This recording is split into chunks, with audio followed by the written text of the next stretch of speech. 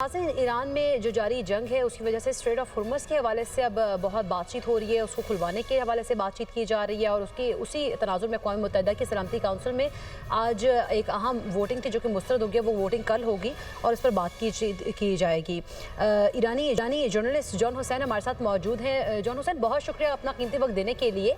अब आबना हुर्मुज़ को खुलवाने की बातचीत की जा रही है, अक़वाम मुत्तहिदा की सलामती काउंसिल से भी बात की जा रही है, तो ये तंजीमें और ये सब चीज़ें तब कहाँ थी जब ईरान के ऊपर जंग मुसल्लत की गई और अमेरिका और इसराइल की जानिब से हम देख रहे हैं कि अब दूसरे माह में ये जंग दाखिल हो गई है, लेकिन इस पर कोई आवाज़ नहीं उठाता है।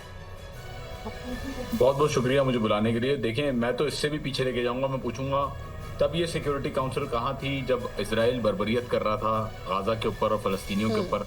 तब international criminal court, international court of justice के वारंट्स कहाँ गए थे? और 55 रेजोल्यूशंस हैं इसराइल के हक में जो अमेरिका ने वीटो किए हैं यूनाइटेड नेशन सिक्योरिटी काउंसिल में।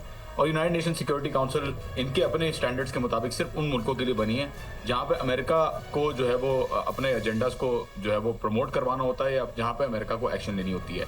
बहरहाल परमानेंट मेंबर्स 5 हैं यूनाइटेड नेशन सिक्योरिटी काउंसिल के: Russia, China, UK, France end of course the United states of America.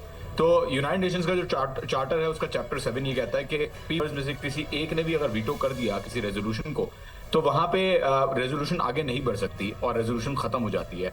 और इस केस के अंदर रशिया, चाइना, ना सिर्फ रशिया और चाइना बल्कि फ्रांस भी अभी हमें नजर आ रहा है कि फ्रांस की तरफ से भी स्टेटमेंट्स आए हैं कि ईरान की कोऑपरेशन के बगैर कोई भी एक्शन जो है वो नहीं हो सकती स्ट्रेट ऑफ हॉर्मुज़ के अंदर। तो ये क्लियर स्टांस जो है वो मेजोरिटी ऑफ द कंट्रीज जो दुनिया में मेजोरिटी मुल्क हैं उन्होंने एक क्लियर स्टांस जो है वो रख दिया है सामने। और बात इसी चीज पे हो रही है कब से स्ट्रेट ऑफ हॉर्मुज़ जो था वो खुला हुआ था, ईरान ने बंद नहीं किया।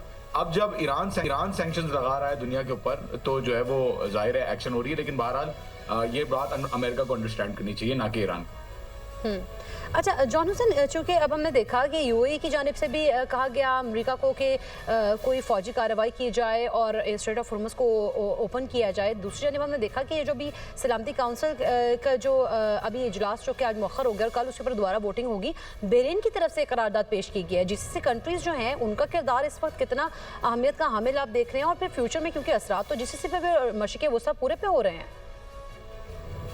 देखिए, बहुत अच्छा सवाल है। जीसीसी कंट्रीज मैं कहूँगा बड़ा अच्छा होगा अगर पाकिस्तान और जीसीसी कंट्रीज और तुर्किया और रशिया और चाइना अपना ब्लॉक बना के ईरान के साथ इस पूरे रीजन के अंदर रहें सुकून से, किसी भी इन्फ्लुएंस के बगैर, किसी भी बेसिस के बगैर।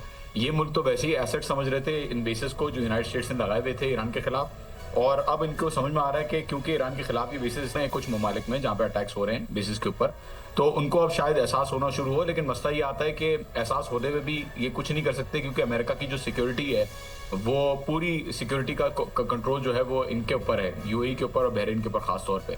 तो जाहिर सी बात है ये चाहत भी हो तो ये इम्प्लीमेंट नहीं कर सकते उसके ऊपर। और आपने बयानात भी देखे जीसीसी कंट्रीज की तरफ से कि कोई हमला नहीं होगा उनके एयर स्पेस से, इनके सी से या उनके लैंड से, लेकिन फिर भी अमेरिका बराह रास्त हमले कर रहा है, अभी भी हमले जारी हैं। लेकिन ये मुल्क जो है वो कितने इंपॉर्टेंट है ये तो सिर्फ ये डिसाइड उस पर होगा कि अमेरिका क्या डिसीजन मेक करता है इन मुल्कों के लिए। बिल्कुल। अच्छा जॉन हुसैन, अगर बात की जाए तो ईरान की जानिब से जिस तरह से अमरीकी सदर ने बयान दिया कि हम 2 से 3 हफ्ते में डील होती है नहीं होती है, मुज़ाकरात होते हैं नहीं होते हैं, हम 2 से 3 हफ्ते में ईरान से निकल जाएंगे, लेकिन इस दौरान 2-3 हफ्तों के दौरान ईरान पर शिद्दत से हमले किए जाएंगे। और हमने देखा कि उसके अंदर ब्रिजेस को निशाना बनाया जा रहा है और जो सिविल इंफ्रास्ट्रक्चर उसको निशाना बनाया जा रहा है। तो आप नहीं समझते कि अब खुलेआम जो है वो जारहियत उनकी सामने आ रही है, उनके जो ऑब्जेक्टिव शुरू में रखे गए थे वो तो बिल्कुल अब डिफरेंट हो गए हैं, अब तो खुलेआम सिविल इंफ्रास्ट्रक्चर को निशाना बनाया जा रहा है।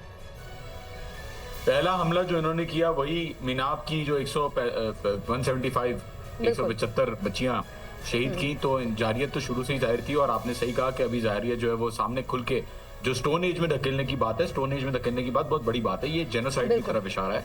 क्योंकि स्टोन एज का मतलब ये होता है कि आप सिविलाइजेशन का जो पूरा स्ट्रक्चर है वही खत्म करना चाह रहे हैं ईरान के अंदर। अल्हम्दुलिल्लाह ईरान की तरफ से जो इस वक्त जवाबी कार्रवाई हुई है, मैं अगर आपको बताऊं तो एल्यूमिनियम प्रोडक्शन फैसिलिटी एमिरेट्स के अंदर जो अमेरिका के शेयर्स थे जिसके अंदर, उसको हमला किया, उसको तबाह किया गया। उसकी पिक्चर्स आपके सामने।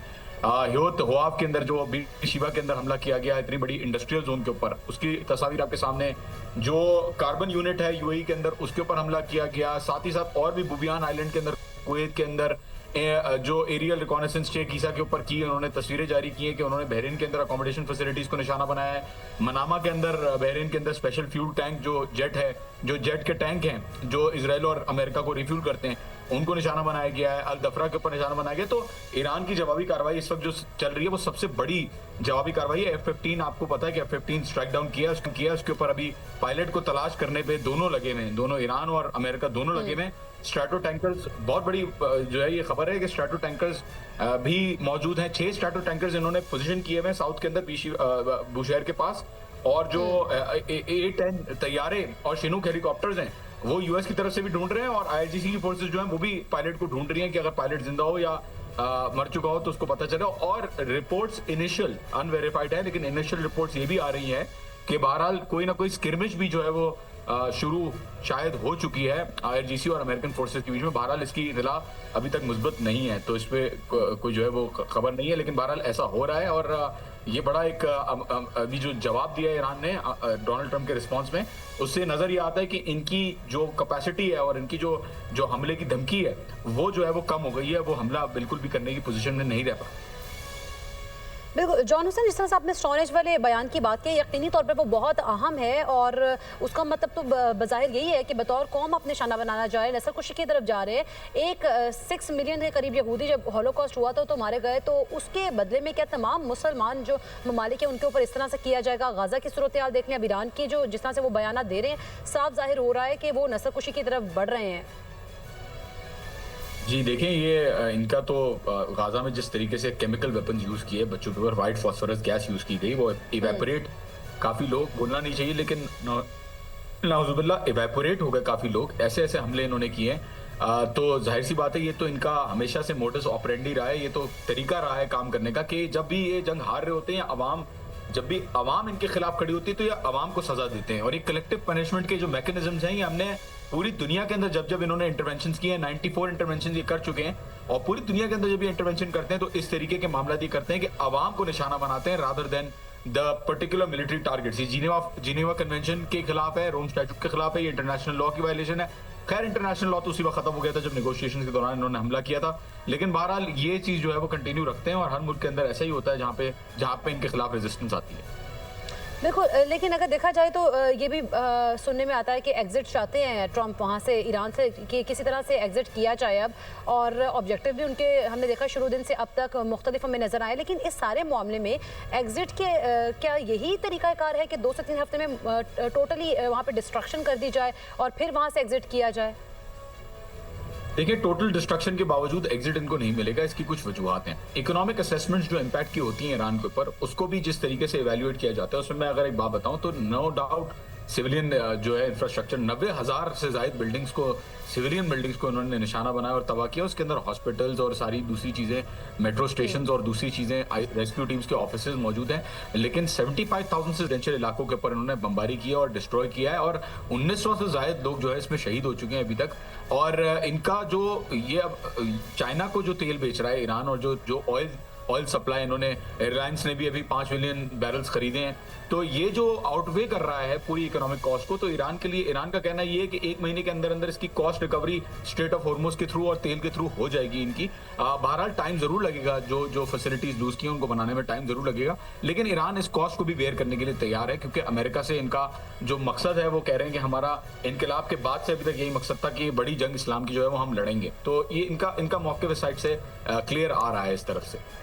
बिल्कुल, ईरान के ऊपर तो 47 ईयर से सैंक्शंस हैं, और वो तैयार बैठा था भरपूर तरीके से, उन्होंने रिटेलिएट जिस तरह से किया है और फाइट बैक अभी तक कर रहा है, वो किसी ने भी एक्सपेक्ट नहीं किया था। अगर बात की जाए इस सारे सूरत हाल में 2 से 3 हफ्तों के बयान वाली, वैसे तो हमने देखा कि शुरू से देखा कि अमरीकी सदर की तरफ से जो बयानात आते रहे उनमें हमने हर बार चेंजिंग देखी है। 2 से 3 हफ्ते का जो बयान दिया गया कि निकल जाएंगे, तो लग रहे हैं, आसार नज़र आ रहे हैं कि 2 से 3 हफ्ते में अमरीका और इसराइल ईरान से निकल जाएंगे मुकम्मल तौर पर। अगर निकल जाए तो बहुत अच्छी बात है, क्योंकि बिल्कुल अमेरिका और इजराइल दोनों इस वक्त चाहते हैं कि किसी तरीके से डील करके इनको फेस सेविंग दी जाए। इजराइल का कहते हैं लोग कि नहीं, इजराइल नहीं चाहता। इजराइल अगर, क्योंकि इजराइल को पता है कि वो अपने मकासद पूरे नहीं कर सकता, और ईरान जो है वो अगर इस जंग से जिंदा निकल गया तो इजराइल के लिए एक बहुत बड़ा मसला है। तो बिल्कुल ये सेंटिमेंट भी है कि जो right wing, ultra right wing जो ज़ायनिस्ट है, वो ये मानते हैं कि नहीं, अभी भी जंग जारी रखनी चाहिए at any cost.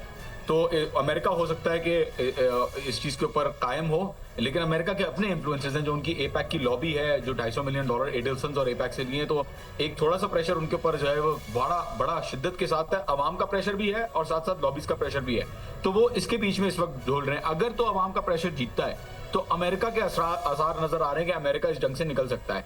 Israel on the other hand, क्योंकि इजराइल को पता है कि इस जंग में अगर ईरान सर्वाइव कर गया तो इजराइल के लिए दी एंड है, तो इजराइल जो है वो उस चीज को आगे रखने के लिए हो सकता है तैयारी अपनी कर रहा हो और इसको जारी रखे, लेकिन उनके पास भी ऑप्शंस बहुत कम है, क्योंकि वहां से भी आवाजें आना शुरू हो गई कि भाई हमें सीज फायर करनी है, हमें निकलना है यहाँ से। तो मिक्स सेंटिमेंट्स इजराइल की तरफ से और क्लियर सेंटिमेंट्स अमेरिका की तरफ से, लेकिन इनको ऑफ रैम्प नहीं दिया जा रहा। हो सकता है ये जारियत अपनी जारी रखें अगर बेसिस ये छोड़ के नहीं जाते। और जिस तरह की टैक्टिक्स इस्राइल की जानिब से गाजा में भी इस्तेमाल किए गए हैं, हो सकता है पॉसिबिलिटीज है कि वो ये जंग जारी रखने की ख्वाहिश में है और वो रख भी सकते हैं।